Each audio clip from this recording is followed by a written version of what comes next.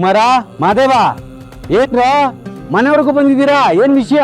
ಅಣ್ಣ ವಿಷಯ ತುಂಬಾ ದೊಡ್ಡದಣ್ಣ, ಅದಕ್ಕೆ ದೊಡ್ಡ ಯಜಮಾನ್ ಹತ್ರ ಮಾತಾಡೋಣ ಅಂತ ಬಂದಿವಣ್ಣ. ಇವನ್ ಮಾಡಿರೋ ದ್ರೋಹನ ದೊಡ್ಡ ಯಜಮಾನ್ರಿಗೆ ಹೇಳಿ ನೀವೇ ನನಗೆ ನ್ಯಾಯ ಕೊಡಿಸ್ಬೇಕು. ಆಯ್ತು, ಯಜಮಾನ್ರಿಗೆ ಹೇಳ್ತೀನಿ, ಇಲ್ಲೇ ಇರಿ.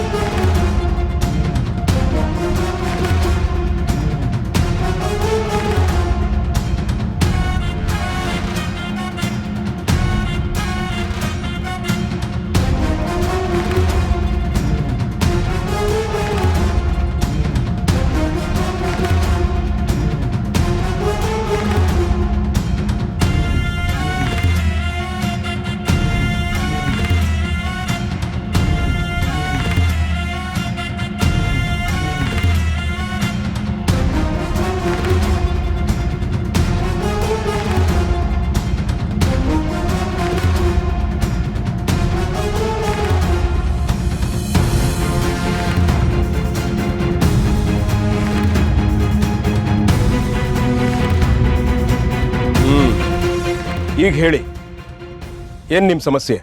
ಯಜಮಾನ್ರೆ, ನನ್ನ ಕೋಳಿ ಬೇಲಿ ದಾಟಿ ಇವನ್ ಮನೆ ಹತ್ರ ಹೋಗಿ ಮೊಟ್ಟೆ ಇಟ್ಟಿದೆ. ಮೊಟ್ಟೆಗೆ ಅಲ್ಲೇ ಕಾವು ಕೊಟ್ಟಿದೆ. ಮೊಟ್ಟೆ ಹೊಡೆದು 6 ಮರಿ ಆಗಿವೆ ಯಜಮಾನ್ರೆ. ಇವಾಗ ನೋಡಿದ್ರೆ ಕೋಳಿ ಮರಿಗಳನ್ನ ನಾನು ಕೊಡಲ್ಲ ಅಂತಾರೆ ಯಜಮಾನ್ರೆ. ಏನ್ರು ನಿಮ್ ಕೋಳಿ ಜಗಳ? ಇಂಥ ಚಿಕ್ಕ ಪುಟ್ಟ ಜಗಳನ್ನೆಲ್ಲ ನಮ್ಮ ಯಜಮಾನ್ರ ಹತ್ರ ತಂದಿದ್ದೀರಲ್ಲ, ಬುದ್ಧಿ ಇದೇನ್ರ ನಿಮ್ಗೆ? ಅಣ್ಣ, ಕೋಳಿ ಜಗಳ ನಿನಗೆ ಸಣ್ಣದು ಅನ್ಬೋದು, ಆದ್ರೆ ಕೋಳಿನೇ ನಂಬ್ಕೊಂಡು ಬದುಕ್ತಿರೋರು ನಾವಣ್ಣ, ಅದು ನಮ್ ದೊಡ್ಡ ವಿಷಯನೇ. ರಾಜಪ್ಪ, ಸಮಸ್ಯೆ ಚಿಕ್ಕದು ದೊಡ್ಡದು ನಮ್ಮ ಹತ್ರ ನ್ಯಾಯ ಕೇಳ್ಕೊಂಡು ಬಂದಿದ್ದಾರೆ. ನ್ಯಾಯ ಕೊಡ್ಬೇಕಾದ್ದು ನಮ್ಮ ಕರ್ತವ್ಯ. ಹೇಳ್ರಪ್ಪ, ಏನ್ ನಿಮ್ ಸಮಸ್ಯೆ? ಯಜಮಾನ್ರೆ, ನನ್ನ ಜಾಗದಲ್ಲಿ ಇನ್ನೊಬ್ಬ ಬಂದು ಮನೆ ಕಡಿತ ಮನೆ ನಂದೇ ತಾನೆ. ನನ್ನ ಜಾಗದಲ್ಲಿ ಹಿಂಗ್ ಕೋಳಿ ಬಂದು ಮೊಟ್ಟೆ ಇಕ್ಕಿ ಮರಿ ಮರಿ ನಂದೇ ತಾನೆ. ಸಮಸ್ಯೆ ಚಿಕ್ಕದಾದ್ರೂ ಒಂಥರ ವಿಚಿತ್ರವಾಗಿದೆ. ನಿನ್ ಕೋಳಿಗಳು ನಿನ್ ಜೀವನ ಅಂದೆ. ಹಾಗಿರುವಾಗ ನೀ ಜೀವನ ಕಳ್ಕೊಳ್ಳೋದು ಸರಿಯಲ್ಲ. ನಿನಗೆ ಬೇಕಾಗಿರೋದೇನೋ ದುಡ್ಡು. ಆ ಕೋಳಿಗಳನ್ನ ಮಾರಿ ನೀನು ದುಡ್ಡು ಮಾಡ್ಕೋಬೇಕು ಅಲ್ವಾ? ಹೌದು ಯಜಮಾನ್ರೆ. ಸರಿ, ಹಾಗಾದ್ರೆ ಯಾರಿಗೂ ಅನ್ಯಾಯ ಆಗೋದು ಬೇಡ.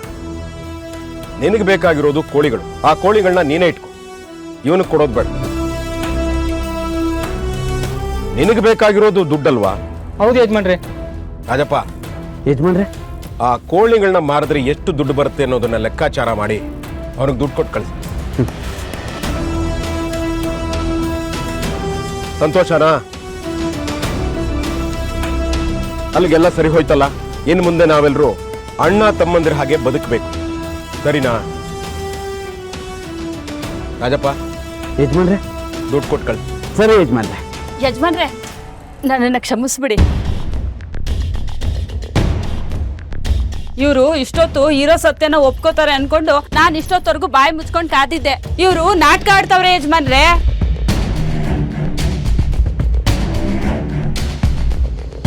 ಏನ್ ಹೇಳ್ತಿದ್ಯಾ ಶಾಂತಮ್ಮ ನೀನು? ಹೌದು ಯಜಮಾನ್ರೆ, ಈ ನಾಯಿಗಳು ನ್ಯಾಯ ಕೇಳಕ್ ಬಂದಿಲ್ಲ, ನಿಮ್ ತವ ನಾಟಕ ಆಡ್ಕೊಂಡು ಕಾಸಿಸ್ಕೊಂಡು ಹೋಗಕ್ ಬಂದವ್ರೆ.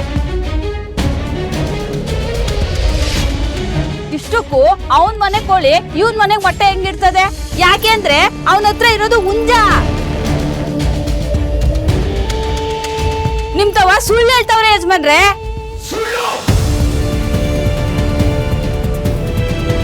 ಸುಳ್ಳು ಹೇಳ್ತಿದ್ಯಾ? ನನ್ನ ಹತ್ರ ಸುಳ್ಳು ಆಡ್ತಿದ್ದೀರಾ?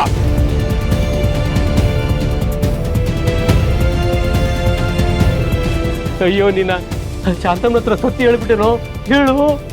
ಹೇಳ್ದೆ, ಆದ್ರೆ ಅವಳು ಯಜಮಾನ್ರ ಹತ್ರ ಹೇಳಲ್ಲ ಅಂತ ಹೇಳಿದ್ದು. ಅಯ್ಯೋ, ನಿನ್ನ ಎಂತ ಗುಟ್ಟಾದ್ರೂ ಅಪ್ಪಿ ಶಾಂತಮ್ಮನ ಕಿವಿಗೆ ಬಿದ್ದರೆ ಆ ಗುಟ್ಟು ಯಜಮಾನ್ ಮುಂದೆ ರಟ್ಟಾಗುತ್ತೆ ಕಣೋ.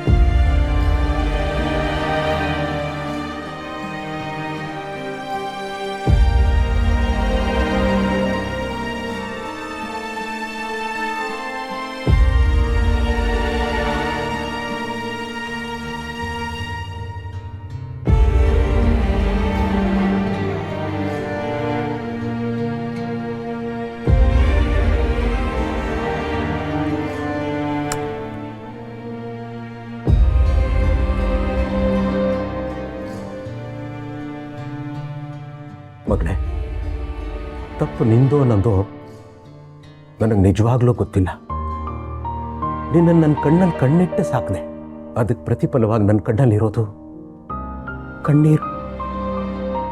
ಒಂದು ಸುಳ್ಳು ಮನುಷ್ಯನನ್ನ ಎಂತೆಂಥ ಪರಿಸ್ಥಿತಿಗೂ ತಳ್ಳಿಬಿಡುತ್ತೆ. ಅವನ ಜೀವನನ ಸರ್ವನಾಶ ಮಾಡಿಬಿಡುತ್ತೆ. ನೀನು ಹೇಳಿದ ಒಂದೇ ಒಂದು ಸುಳ್ಳಿಂದ ಇವತ್ತಿಂಥ ಪರಿಸ್ಥಿತಿಗೆ ಬಂದು ಕೂತಿದೀಯ. ನಿನ್ನ ಜೊತೆ ನಾನು ಮಾತಾಡಿ ಅದೆಷ್ಟೋ ದಿನ ಆಗೋಯ್ತು. ನೀನು ನಿನ್ನ ಗಂಡನಿಂದ ದೂರಾಗಿ ಈ ಮನೆಗೆ ಬಂದು ಕೂತಿದ್ದೀಯ.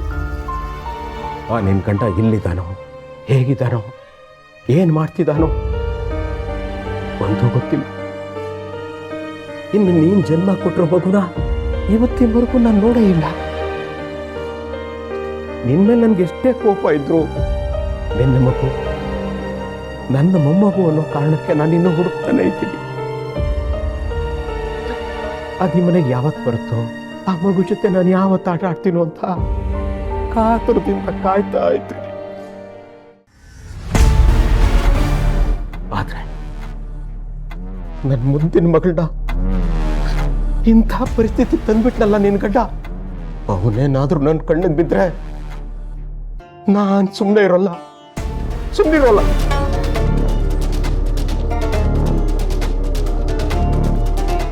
ಭಾವ,